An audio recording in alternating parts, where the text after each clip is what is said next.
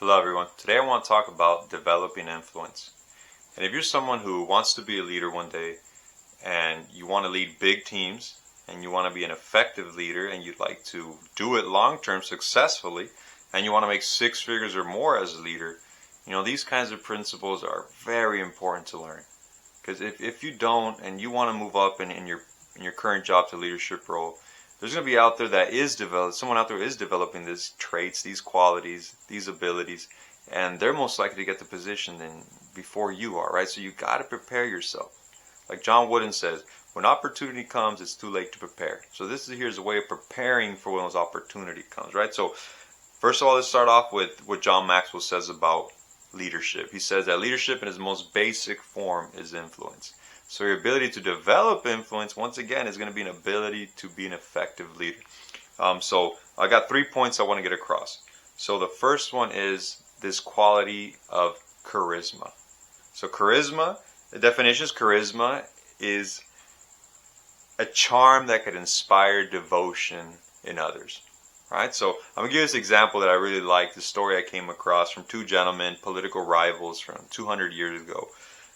And it was William Gladstone and Benjamin Disraeli. So these two gentlemen, they were interviewed by a reporter, and when the reporter was asked about the interviews after the fact, she said, when I spoke to William Gladstone, I left the room feeling like this here is the most clever man in England.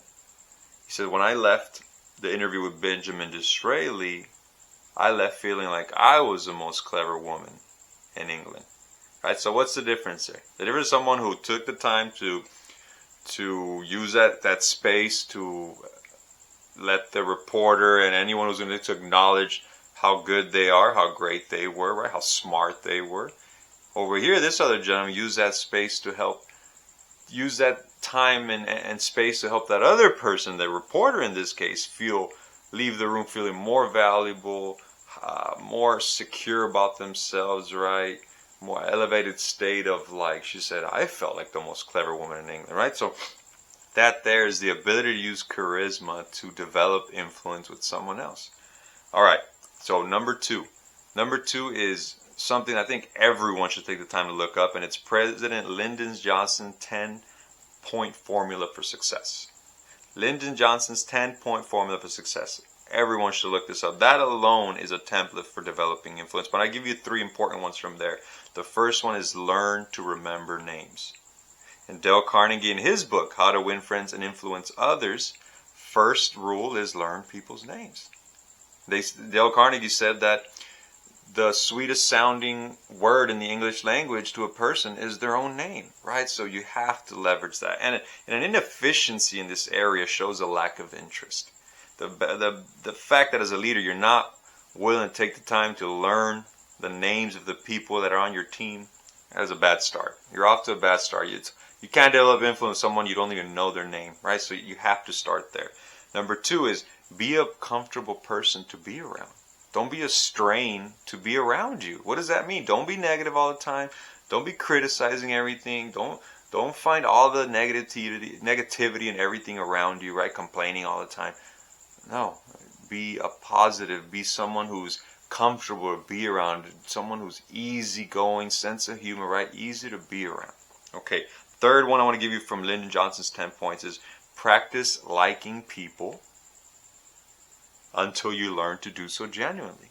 Yes, practice liking them. Why? Because it is difficult. I'm leading right now a team of 42 people, all different personalities, ages, life stories, life dilemmas, all kinds of things, right? So some are a lot harder to connect with than others. Some people it's taken me half a day to get a smile out of them. Others have taken me 3 weeks to get a smile. Others have taken me months to convince them that I'm truly on their side, right?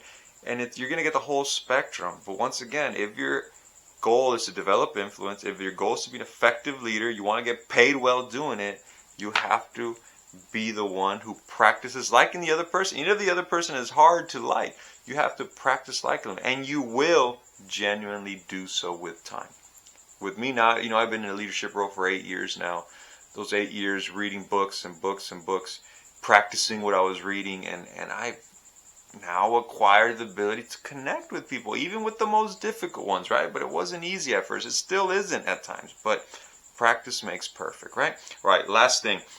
Use example from the Bible about the sheep and the shepherd, right? The flock of sheep is not there for the sake of the shepherd, right? The shepherd is there for the sake of the sheep. Same concept as a leader developing influence. You are there for the sake of the team, not the way other around.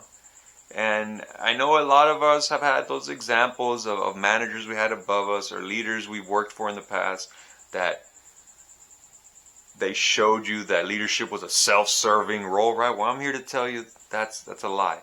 Leadership is not a self-serving role. You are there for the sake of the people. So developing influence with them, connecting with them is absolutely crucial. All right? So be a service to your team. Be a good shepherd. Thank you.